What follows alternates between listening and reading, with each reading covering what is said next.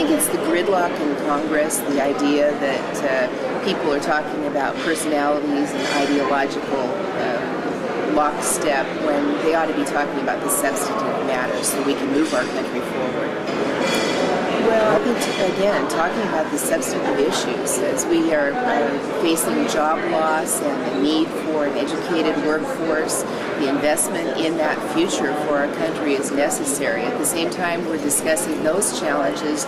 They're in conflict with some of our environmental sustainability issues. So do you choose infrastructure, reconstruction in a severely degraded system over protecting the quality of water, the quality of air? Do you choose job creation as let's build anything anywhere at the cost of the environment? Those are hard choices, and they really need to be addressed in an urgent fashion. Well, I think the issues are being discussed piecemeal.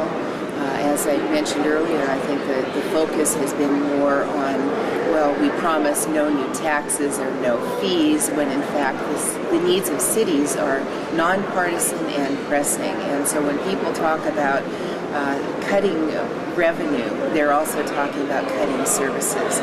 So right now I think the focus at the congressional level, at the presidential level, seems to be on let's just get through this election rather than on dealing with those issues that matter to our cities and our citizens.